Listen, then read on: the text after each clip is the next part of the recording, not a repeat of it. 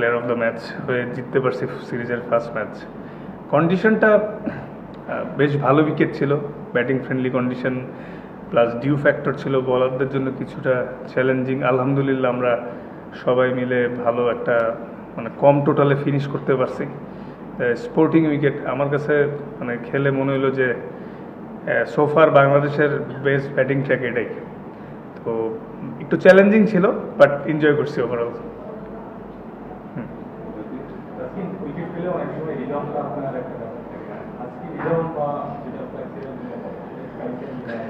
হ্যাঁ, আলহামদুলিল্লাহ বেটার মার্শাল্লাহ। মানে ইনজুরি থেকে আইসেই শ্রীলঙ্কা সিরিজ দিয়ে স্টার্ট করছি, বাট রিদমে একটু বাইকে একটু কষ্ট হচ্ছিল, বাট গেটিং বেটার। লাস্ট কিছু সপ্তাহে অনেক কষ্ট করছি সব মিলে, ট্রেনিং এবং সব মিলে। তো আস্তে আস্তে রিদমটা বেটার হচ্ছে।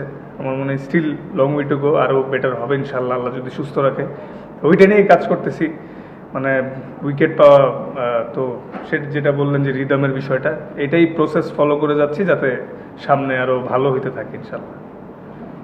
আজকে আপনি স্লোয়ার বল দিয়ে বেশ কয়েকটা উইকেট পেয়েছেন, পেসের ভ্যারিয়েশনও করতে আপনাকে দেখা যায়। রাদার দেন বোলিং এট টপ স্পিড, আপনি কি চেষ্টা করেছেন ভ্যারিয়েশনগুলো নিয়ে কাজ করতে এবং স্লোয়ার বল নিয়ে কাজ করা হয়েছে? As a fast bowler definitely I love to ball fast, but বিষয়টা হচ্ছে সিচুয়েশন রিড করে বল করা, কোন কন্ডিশনে কী প্রয়োজন এই মুহূর্তে। যেই সিচুয়েশানে আসছি, আমি পাওয়ার প্লেতে আসছি, মিডে আসছি, ডেতে আসছি, যে সিচুয়েশানে যেরকম বল করার কথা ছিল ওরকম চেষ্টা করছি এবং আলহামদুলিল্লাহ আই এক্সিকিউটেড ওয়েল। বাট আসলে ভালোর তো শেষ নাই। মানে টি-20 খেলা আসলে অনেক সময় অনেক ভালো ভালো বাউন্ডারি হয়, আবার সামটাইমস লাকিলি খারাপ বলে উইকেট হয়। বাট আজকে ওভারঅলই এক্সিকিউট করতে পারছি এবং ভেরিয়েশনসগুলো রাইট টাইমে ইউজ করতে পারে, তো হয়তো আজকের এই সাকসেসটা পাইছি। আমরা দেখেছি ইনজুরি থেকে মাঠে ফেরার পর আপনাকে একটু গ্যাপ দিয়ে খেলা হচ্ছে ইনজুরি ম্যানেজমেন্টের অংশ হিসেবে। তা এই সিরিজটাতেও কি এভাবেই আসলে আস্তে আস্তে খেলে খেলে রিদমটাকে ইনক্রিজ করার প্ল্যান? না, আসলে এইটা টোটালি ম্যানেজমেন্টের বিষয়। আমাদের ফিজিও ট্রেনার তারা সবসময় আমাদের সব বোলারদের লোড মনিটরিং করছে, যে ওয়ার্কলোড বেশি না কম। মানে আলহামদুলিল্লাহ যদি ফিট থাকি, সব ঠিক থাকে, তাহলে হয়তো আর এই রোটেশনটা নাও হইতে পারে। বাট যেহেতু সামনে এশিয়া কাপ, টিম চাইলে হইতেও পারে। যেটাই হোক, মানে আমি আমার প্রেজেন্টারকে বেশি এনজয় করতে চাই, যে এই মুহূর্তে যেটা আসে। ট্রেনিং থাকলে ট্রেনিং, ম্যাচ থাকলে ম্যাচ। আপনি নিজে যদিও অনেকটা অভ্যস্ত এটার সঙ্গে, কিন্তু এই বছরটা আপনার জন্য একটু মানে ডিফারেন্ট ফিলিংসের মধ্যে দিয়ে গেছে। আপনি শুরুতে একটা রিমার্ক ছিল বোর্ডের পক্ষ থেকে, আপনি সদস্য ক্যাটাগরি, তারপর একটা লং টাইম। সেই টাইমটাতে আপনি মেন্টালি মানে নিজেকে কীভাবে, এটা খুব টাফ নিশ্চয়ই, মানে ওই সময় এই বছরকে একটু বেশি টাফ ছিল কিনা, যে বোর্ড আমাকে এত ট্রাস্ট করতেছে কিন্তু আমি খেলতে উঠতেছি না, সেটা নিশ্চয়ই আপনার জন্য অনেক টাফ ছিল। ওই মোমেন্টটা থেকে আপনি কীভাবে? না, আসলে প্রত্যেকটা মুহূর্তই ক্রিকেটিং হোক বা জীবনে হোক, ভালো মন্দ মিলেই চলে। তো প্রত্যেকটা কঠিন সময় থেকে লার্নিংয়ের অনেক কিছু আছে। শুধু আমি না, আমার ক্রিকেটিং কেরিয়ার না, আপনাদেরও সেম। তো যখন যেই মুহূর্তে আসে সেটা যদি আমি স্কিপ করতে চাই, সেটা আমার পেয়ে বসবে। সবসময় ফেস করে আগায় কেমনে যাওয়া যায়, এই জিনিসটা চ্যালেঞ্জ নিতে চাই। এবং ভালো হোক খারাপ হোক, বাট নিজের অনেস্টি আর দৃঢ়তা নিয়ে আগায় গেলে টুডে টুমোরো সব ঠিক হবে, এটাই আমার বিশ্বাস। এরকম উইকেট তো বল করার চ্যালেঞ্জিং, আপনি শুরুতেই বললেন 4টে উইকেট অবশ্যই আপনার রেকর্ডে বুস্ট হয়েছে। মানে যদি দলের কথা বলি, মানে বোলিং স্টেজ আপনার যেটা হয়েছে, আপনি সবাই ভালো বলছেন, উইকেট পেয়েছেন, লাকি অপারেশন হয়েছে। কেমন দেখছেন এই ইনিংসটাকে? কারণ এশিয়া কাপের সামনে আসে এবং ভেরিয়েশন সব কিছু মিলিয়ে বোলিংটা আপনি করে দেখছেন আমাদের সেটআপটা? এই ভালো চ্যালেঞ্জিং বলারদের জন্য, স্পেশালি 12 নম্বর ওভারটা না 13 নম্বর ওভারে যখন বল করতে আসলাম, অলরেডি বল ওয়েট ছিল। তো ডিউ ফ্যাক্টরে বলারদের এক্সিকিউট করাটা বেশ চ্যালেঞ্জিং। তো এটা আমাদের বলারদের জন্য ভালো, যদিও কঠিন চ্যালেঞ্জ। যদিও আমরা আর্লি উইকেট নেওয়াতে হয়তো ওরা বিগ টোটালটা করতে পারে না, কিন্তু ওদের টপ অর্ডাররা কেউ হয়তো যদি লম্বা সময় খেলে ফেলে, ডিফারেন্ট স্টোরি হইতেও পারতো। তো ওভারঅল ভালো ক্রিকেটিং কন্ডিশন। তো এটা আমার মনে হয় এশিয়া কাপের আগে একটা ভালো প্রিপারেশনই হচ্ছে।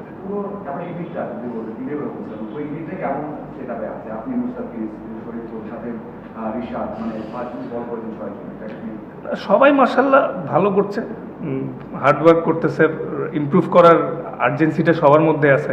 আর টি-20 অনেস্টলি মেইনলি ব্যাটার্স গেম। তো একদিন দেখা যায় যে কারোর উপর দিয়ে একদিন যায় ও দেখা গেলো ভালো ভালো ওই দিন মাইর খাইতে থাকে। সো কারো সামটাইমস ব্যাড ডে যায়, বাট ইম্পর্টেন্ট হচ্ছে ভালোভাবে ওভারকাম করাটা। আর সবথেকে বড় জিনিস টিমের প্রত্যেকটা মেম্বার, ম্যানেজমেন্ট, প্লেয়ার্স সবাই সবার অনেক ব্যাক করে।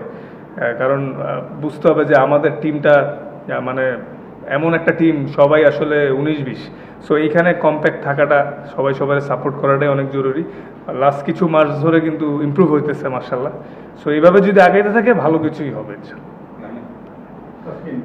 ইমপ্রুভমেন্টের কথা বলছিলেন, আমরা আসলে এই সিরিজটায় বা আপনারা হয়তো যে কয়েকটা ইমপ্রুভমেন্ট দেখতে চাইবো, তার মধ্যে খুব সম্ভবত ব্যাটিং এর, পাওয়ার হিটিং এর যে ব্যাপারটা থাকবে। বোলিংটা এনজয় করেছেন, ড্রেসিং রুম থেকে বাংলাদেশের মানে বিশেষ করে লিটন বা সাইফের ব্যাটিংটা কেমন এনজয় করেছেন? যে পাওয়ার হিটিং এর ক্লাসগুলো করা হয়েছে সেখানে একটু ইমপ্রুভমেন্ট দেখছেন কিনা?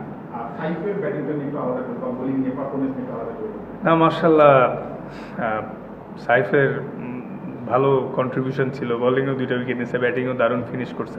লিটন ব্যাটেড এক্সট্রিমলি ওয়েল মার্শাল্লাহ। আসলে লিটনের ভালো খেলাটা বা ফর্মে থাকাটা আমাদের টিমের জন্য অনেক জরুরি। তো মার্শাল্লাহ ও রিসেন্টলি মানে ফর্মে আসতেছে এবং ভালো ব্যাটিং করতেছে, নেটেও দেখতেছি। সো এই ধারাবাহিকতাটা যদি আমাদের আগাইতে থাকে, সামনে বড় ইভেন্টেও ভালো করা সম্ভব। কারণ স্পোর্টিং কন্ডিশনে যে কোনো এক সাইড দিয়ে জিতা কখনোই সম্ভব না। ব্যাটিং, বোলিং, ফিল্ডিং সবই লাগে। আর আমাদের মতো টিমে তো সব ক্ষেত্রে কন্ট্রিবিউশনটা আরও বেশি লাগে। সো এটা খুব ভালো সাইন যে ব্যাটিংয়ে ভালো হচ্ছে, বোলিংয়েও ভালো হচ্ছে। তো ভালো, ইমপ্রুভমেন্ট মনে হচ্ছে? হ্যাঁ ইমপ্রুভ হচ্ছে। আসলে টু বি অনেস্ট ও কিন্তু বেশি দিনও হয় নাই, জুলিয়ান উড আসছে মাত্র 1 সপ্তাহ। তো 7-10 দিনে আসলে খুব একটা ইমপ্রুভমেন্ট বোঝাটাও ডিফিকাল্ট। বাট ও যেভাবে ট্রেনিং করাচ্ছে এর ইম্প্যাক্ট অবশ্যই লং টার্ম করলে আমরা পাবো আশা করছি। সামনে এশিয়া কাপ যদিও বলেছেন এই সিরিজটা তারপর নিশ্চয়ই ব্যাক অফ দ্য মাইন্ড সেটা কাজ করছে। আমরা ইলেভেনও দেখছি সাইফ হাসান অনেকদিন পর ফিরে একাদশে ছিলেন। আপনাদের আসলে ভাবনাটা কি, আপনারা কিভাবে প্রিপেয়ার করতে থাকেন?